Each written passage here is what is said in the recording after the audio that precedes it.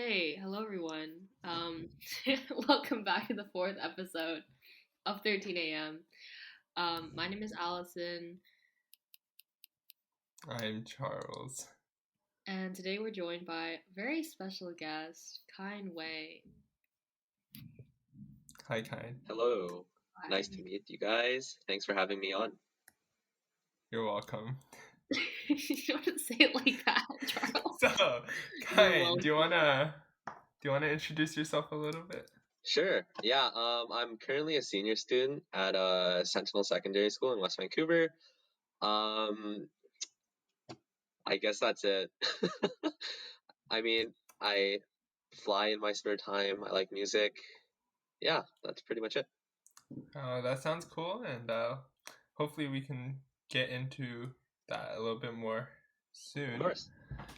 So obviously being a grade 12 student, you had to do a lot of university applications this year, and luckily for you, you already got into university. Do you want to talk a little bit more about how that process went? Yeah, sure. So I mainly applied for the American universities. So that process kind of started back in grade 10, where I started preparing for the standardized examinations. But with COVID-19 and all that stuff, everything kind of changed. So yeah, I started preparing not in grade, in August. And I applied early decision for the University of Pennsylvania Wharton School.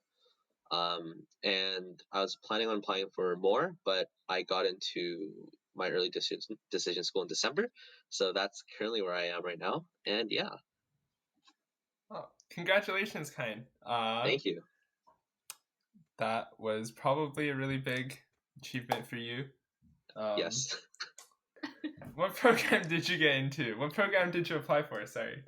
So I initially applied for this program called the Life Science Management Program, where they only accept 25 people from across the world, and you get a dual degree in some life science, usually probably bioengineering, and it's a coordinated dual degree with the Wharton School of Business.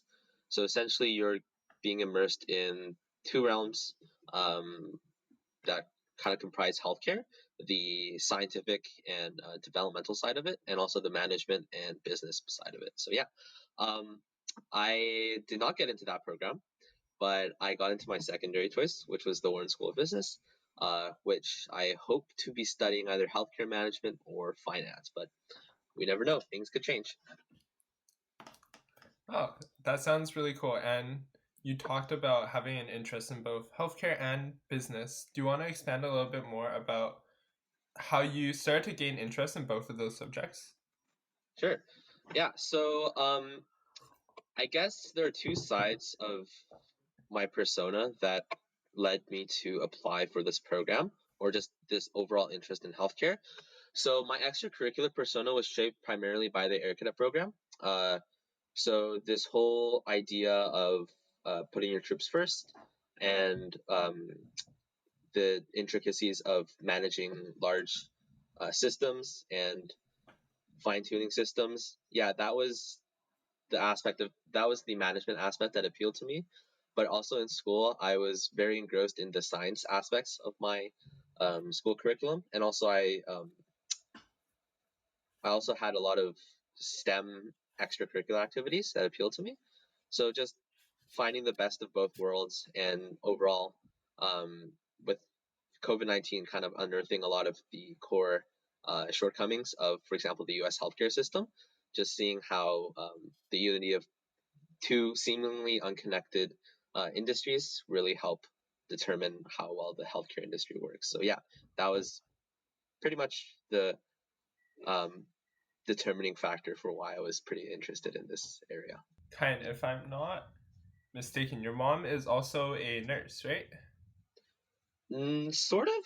Not actually. No, she works in a medical clinic, so she's the operations manager. So I guess I got a bit of exposure there because she manages the operations of a medical clinic.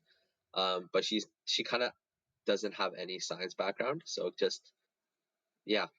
Okay, close enough. I was gonna ask if any of your inspiration came from where your mom currently works. Not really, but it mainly came just from my education, my extracurricular exposure, and just the current state of the world, I guess. And yeah, that's pretty much it. Oh, that sounds good. And hopefully you can positively impact the world somehow. That is the idea. All right. So I guess moving on, you talked a little bit about cadets. We don't like cadets on this podcast because it's a anyways, you've recently started your own flying career. Would you like to talk about why you got started in that and how it's currently going for you? Yeah. So I guess growing up, I've always been taught that if you start something, you always want to finish it and go completely through with it. So joining the cadet program, I originally was very enticed by the aviation program and the aviation opportunities, which is what motivated me to stay in the program. So even with COVID shutting down flight training in the summer, I decided that since it was my last year in the program, I might as well come full circle and finish with my private pilot's license. And yeah, it's going. I have my pre-flight test tomorrow, and I should be getting licensed within next month. And yeah, it's going well, and it's something not necessarily I want to pursue as a career, but just something cool that has stuck with me since I was in grade 8. Yeah, well, that sounds like a great hobby to have, albeit it does sound very expensive. How much did it cost? Yeah, so flight training is, when it comes to the training aspect, is quite expensive because you're paying for the aircraft rental fee and the instructor fee. But after your flight training, the cost to actually just fly around overall, let's say if you want to travel somewhere, is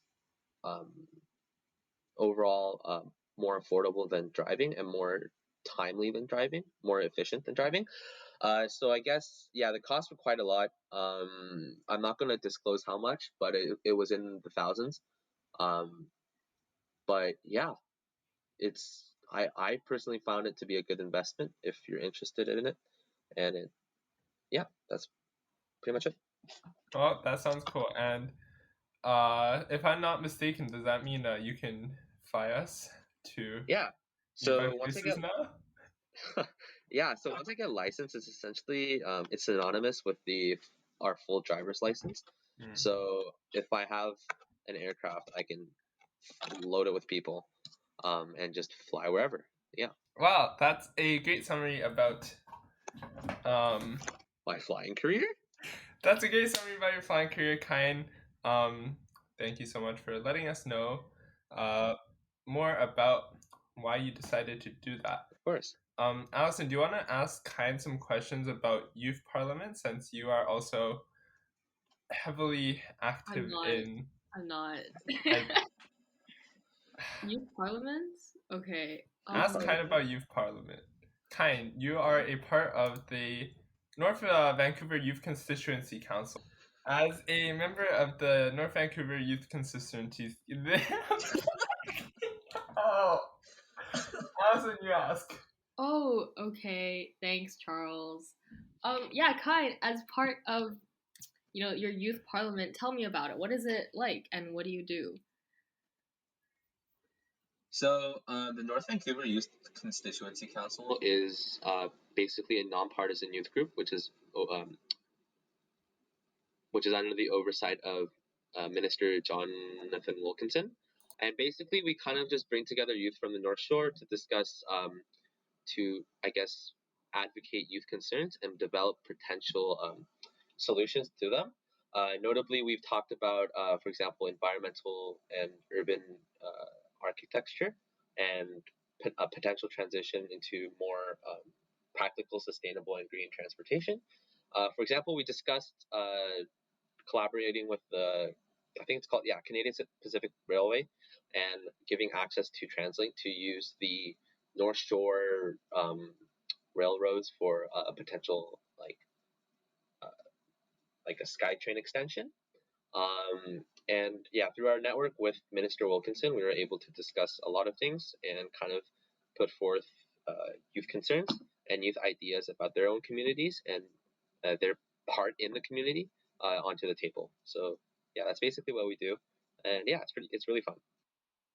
Oh, that's pretty cool. I was wondering like how are you getting this like information to these ministers? Like are you gathering student like interest, like surveys, or are you just, coming as a representative of your own communities? So essentially, there's an application process where like teen interested students would kind of come in and sit, and there's an election process for sort of positions on the board.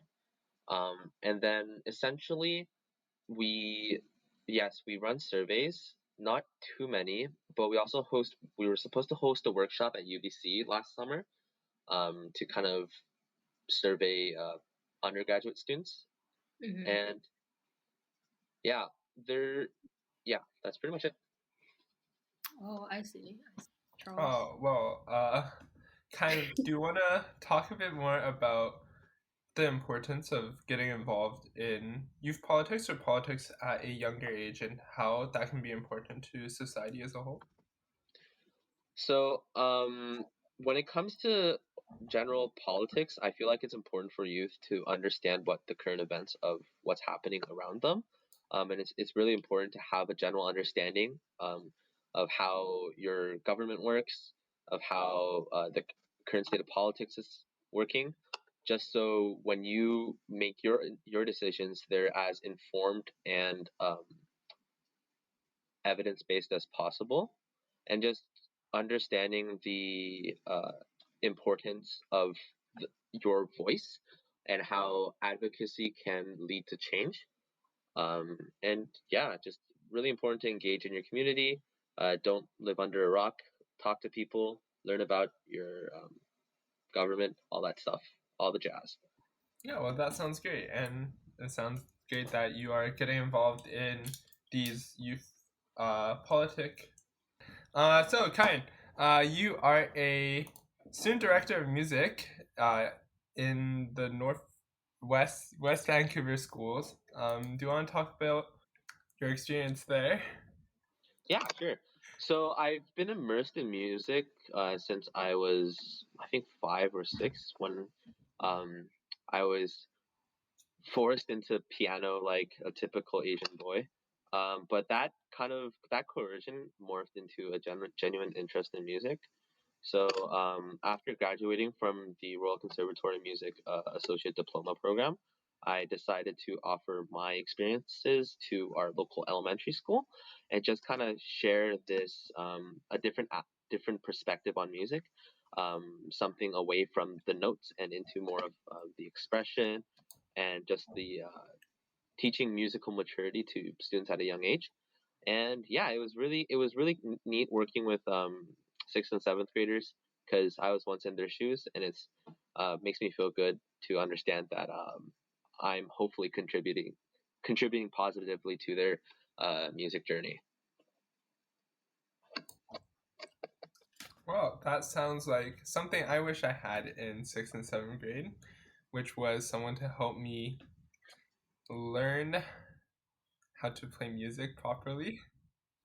But Let's start talking about how to make it the best of your high school experience. So like I get this question a lot, and I feel like it's because like my extracurriculars in school, there's like a lot of them, and I have a lot of positions, and I'm very like fortunate to be able to have those positions. But like if I try to explain what I did personally to make my high school experience so successful, and there are quotations like successful because that's obviously like subjective. But if people ask me, like, I actually don't know what to say because I feel like everyone's experience in high school is different. The opportunities are gonna be different. The choices you get are going to be different. So there's no perceivable way to like tangibly tell someone to do something to make their high school experience successful. What do you guys think, Charlie? well, I think that's pretty true because everyone has like their own definition of success, right? Like for one person, it might be getting into Harvard and graduating at the top of their class, but for another person, their idea of a successful high school experience might be like passing, barely passing, but passing and like making a lot of friends and stuff like that. So I think it's really interesting to look at the different perspectives that everyone has in terms of how they navigate through high school, and how like everyone has a different idea of like what they want to achieve. Yeah, I guess to just add on to that, like since everyone's idea of success and a well-spent high school career is so subjective, I do think one common theme exists for everyone, and it's how and what we use the time we have in high school for.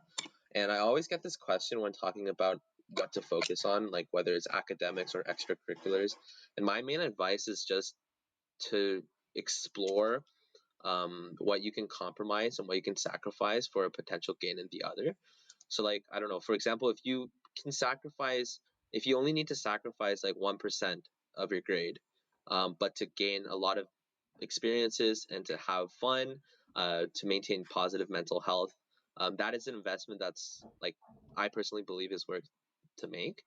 So just figuring out what you want to allocate your time for is super valuable, and it's super important to learn through, especially in the beginning, uh, the the beginning of your high school career, because that will definitely shape how you feel and then shape your goals for the rest of your high school term. So yeah, that's what I think about it. Yeah, I definitely agree with that sentiment there. I think high school is the only chance you'll ever get to get a free education, and you might as well take that opportunity to make the most of it and explore the things that you want to do in the future, because like this is a time to like see what you like and see what you don't like.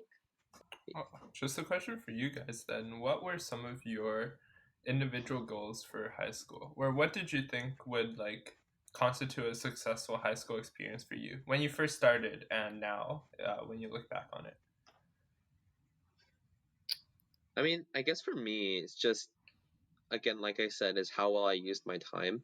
Um, I thrive in being busy, so like just using like Google Calendar and Agenda to like pack my schedule with things that I'm interested in or things that I feel like will be useful to my learning, kind of helped me like shape an intriguing and like engaging high school career. For me personally, I definitely focused a lot more on extracurriculars than academics. Like obviously academics are important. I just felt like it was a valuable time to figure out, what kind of extracurriculars I personally enjoyed. So I've been able to take on like opportunities within school, like volunteering and leadership and student council. And I think like being the head of student council was definitely my goal, especially in grade 8. But looking back, I don't think that was a great goal to have because it's a very subjective position and it only depends on whether people vote for you or not. And so I think, if I could go back, I would probably make my goal to be able to try as many things as I could because I only tried like 3 clubs. And I mean, I stuck with them the whole of high school, but I think it would have been more interesting if I had like taken on more opportunities like within the school as well. That sounds really interesting, and like we can see from there that both of you already like started to have differences in what you constitute as like a successful high school experience for both of you, but it still seems like you were able to make the best of what you had, especially given that your 12th year was probably taken over by the coronavirus pandemic. But what do you think was your most valuable experience looking back? That's a really good question. I feel like something that really shaped my development as an individual was the cadet program, just because it really threw me into a kind of objective merit-based like environment where I wasn't judged on who I was and who I like where I came from, but who I want to be and what I made myself in the program. So yeah, that really developed my confidence and my I guess uh, yeah, mainly my confidence, and refined it to a point where I'm able to express myself, maintain composure, and kind of accept myself for who I am. That really helped me comfortably traverse the high school, my high school career. Yeah. Yeah, that sounds great. And I know I like talk badly about Cadet sometimes, but that is the only reason the Cadet program is the only reason we're all here recording this podcast right now, I guess. So it does have some positive aspects, but clearly my public speaking has not gotten better from Cadets. Alison, would you like to talk about maybe your most valuable experience in high school? Yeah, definitely. So I think I would say the cadet program, but I feel like right now the cadet program is kind of in limbo, so I can't really speak about that specifically. But I think personally, the most valuable, like high school or like specifically in the high school experience I had was student council election. So what ended up happening was I I was running for president, but I ended up dropping out because I wanted to be president of like these other clubs. And you can only be president of one club, which is like a slightly interesting rule. But yeah, so I dropped out, and when I dropped out, I really like thought about what my values were as a person. Like student council is like a fantastic club, and I love being in it. I love being part of it. But I also really had to think about my personal goals and what I really valued within high school. And what I really valued wasn't specifically student council. Like I did value it, but I value like my other clubs more. I like them better. I like the way they were run better. So it was just a question of up to do I want to go for the clout or do I want to do something I really enjoy? And I think it was really a turning point for me because before that I was like, wow, clout is great. But now it's a little bit different once you think about it. Like looking back, I'm glad I made the decision I did, and I'm really glad about. I'm really happy with who I am today. So I think that was a big turning point in my high school career, and definitely a very valuable learning experience. Yeah, well, that sounds really cool. And I guess it does present a shift in mindset you had from when you started in grade 8. And I think that just goes to show how much you learned throughout your entire high school career and how you changed like the way you see things. What was your favorite experience going through high school? Not limited to one time, but it's just being able to celebrate like achievements with friends. So like going out to eat food. Unfortunately, not during COVID-19, but like before, after an exam, or just during a weekend, just really plays a huge role in maintaining my sanity in high school. And yeah, it's memorable, it's enjoyable, and yeah, that's probably my favorite thing.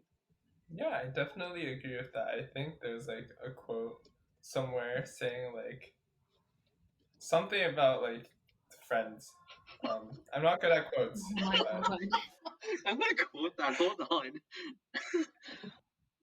but I definitely agree. Like the most, the memories that I can think of the most were the ones that I made with my friends along high school, and I think that it's like it plays a really important role in who I am today.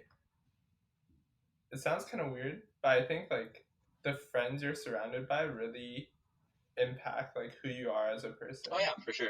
And it's quite evident when you see I guess the friend groups or the sort of personality groups that emerge in high school. Because I feel like even if you didn't necessarily identify with one, your I guess you being engrossed in that group really does shape who you are, for better or for worse. So yeah, I feel like choosing your friend group or just choosing who you interact with is a huge like it's super important in high school because it basically not only sets um, who you interact with up, like sets you up for like who you interact with, but it also sets your personality up. So, yeah, good point. Alison, do you have a favorite memory that you would like to share? I don't know. I feel like okay, so I did like an enrichment program for my first 3 years of high school, and it was like academically, like some parts were pretty challenging, but I think those are the most fun parts. Like the more pain you go through together with your friends, the more fun it is when you look back on it. Yeah, it might not be fun like in that certain time when you're on like time crunch and it's like 3 a.m. But like looking back, it's like the most fun part of high school is just suffering with your friends. And I think that's a large part of the cadet program too, is just like suffering, but like enjoying the suffering. And yeah, I think friendship is a really big aspect of high school. I mean, maybe it's just because we're all like extroverts, except for Charles. But like connecting with other people is really important, I think. Yeah, really good point. Yeah. I agree with that.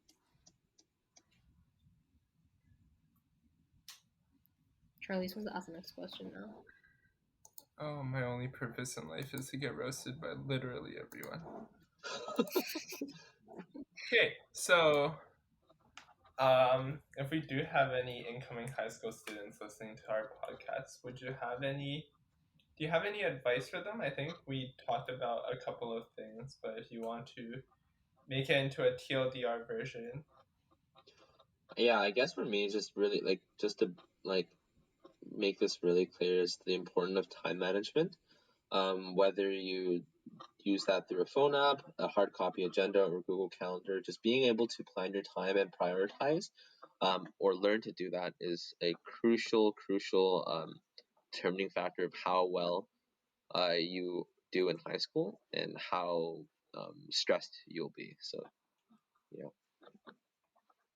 I 100% agree with that. I am very bad at time management, and it absolutely sucks, especially when you're in university. So it's a good skill to learn while you're young. And yeah, Allison, do you have like some pieces of advice you would like to share? I think just like enjoy high school. I mean, like don't stress too much over it. It's only 4 years of your life. And the people you talk to in high school, you probably won't talk to like ever again after like 5 years. So like don't stress it and just vibe because yeah, that's my advice. Alright, so what Allison's trying to say is that she's not going to talk to me in 5 years. Okay. Okay, Charles.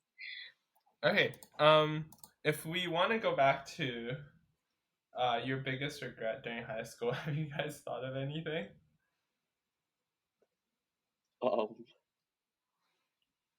I definitely know what mine is. Yeah, do you wanna share so we have Mine is being bad at time management. Oh. I never learned how to manage my time properly. I think part of that is personality wise, I'm not the most organized, but part of that is also I've never been able to learn how to manage my time properly and dedicate certain parts of my time to certain things. So I was always really unaware or unorganized when it came to extracurriculars and things happening. And it was manageable in high school to be bad at time management and still get away with things. But now that I'm in university, I see really how important having good time management skills is. Yeah, really good point. Yeah. I mean, I guess for me as well, just I feel like I could have perhaps used my not junior years, my grade 8 and 9 years in high school a bit more productively. But at the end of the day, I don't see anywhere, I don't see what else I could have done, reasonably to change the outcome of who I am and where I'm going, right now. That's fair. Alison? Probably diversifying my friend group early on and really getting to know everyone because I feel like everyone in grade 8 kind of it's very clicky and you kind of stick to your friends. But once I sort of grew out of that shell and started talking to people in my senior years, it was like really valuable. And like these people I've like never talked to like in all 5 years of high school, and it was just crazy to me that I like never took the time to like actually get to know them. And yeah, I think that's my biggest regret. Yeah, I think the funny thing, I guess for me, is that's something I've never thought of as my biggest regret. Like throughout high school, like in school, I've only talked to around like 9 to 10 people who are like in my friend group, but I've never like felt anything. Like I never felt like I wish I talked to more people, but I guess that's probably just due to personality wise. Thank you, Kyne, for joining us in our talk about our high school experiences and also your experiences in general. Is there anything you would like to say to the viewers? Anything you would like to promote? Yeah, I think what you guys are doing is absolutely great, and I really appreciate you guys giving me the opportunity, I guess, to share my experiences on this platform. And yeah, thank you so much. Wish you guys the best of luck.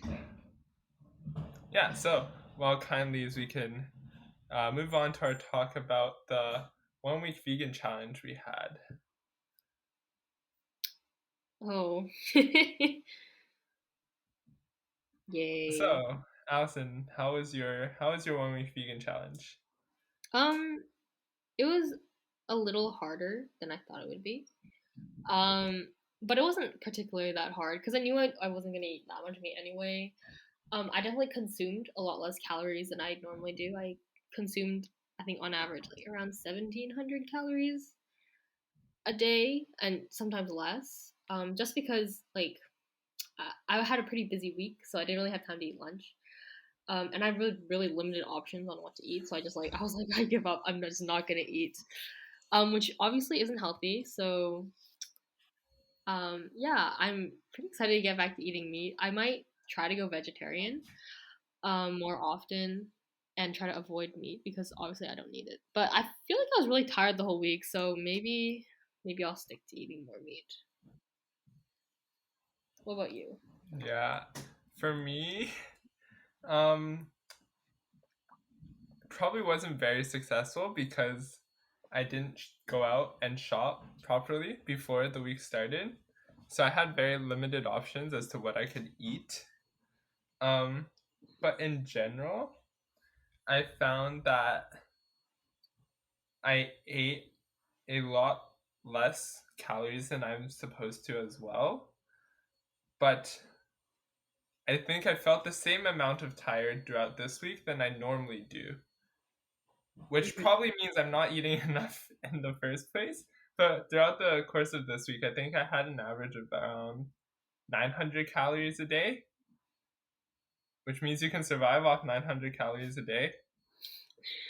Okay. But yeah, I think the only other problem I had was like some products you think like are vegetarian, like Cheerios, aren't actually vegan.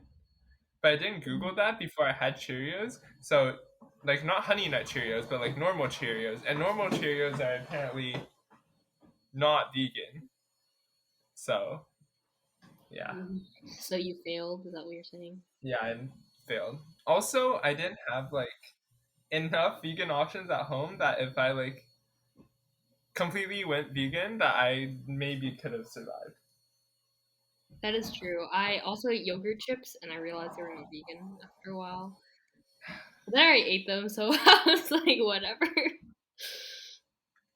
Another thing I found was that like instead of eating more healthy, I ate less healthy because I had a limited amount of what I could eat that I ended up eating a lot of processed and unhealthy foods like chips to make sure I got enough energy to move on through the day. Which I think is kind of counterintuitive to what we're trying to do. So that's a no on the veganism in the future? Yeah, I definitely think that's a no on going vegan in the future. But I think it's a great thing to consider. And I might probably go vegetarian, especially because my mom wants to. But I think if you go fully vegan, it's hard to like get enough nutrition while also like having a limited amount of options available to eat. All right. Thank you all for joining us. Thank you to Kyne for joining us today. You were a great guest to have, and I hope his personal experience was valuable because he is a very accomplished man. Yeah, we will see you all in 2 weeks. Have a great life. See you all next time. Bye-bye.